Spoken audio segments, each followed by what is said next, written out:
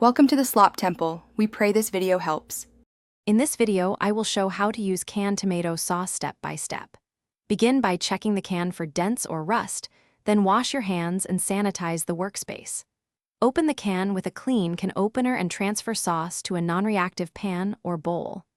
Avoid tasting directly from the can and discard any sauce with off odors or colors. Keep sauce refrigerated and use within recommended time frames for safety and flavor. Warm the sauce slowly to preserve texture and brightness. Pour the canned tomato sauce into a saucepan and set heat to medium-low, stirring every minute or two to prevent sticking. Taste as it heats and add salt, pepper, or a pinch of sugar to balance acidity. For a silky finish, finish with a drizzle of olive oil or a small pat of butter. Use a wooden spoon for gentle stirring and better control over consistency. If you're finding this video helpful, please subscribe and like the video to support more recipes and tips.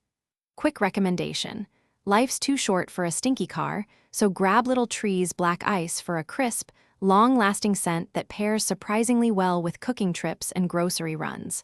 Check the description for the link and other deals to pick one up. Thanks, and now let's get back to the video. Build flavor by starting with aromatics before adding the sauce.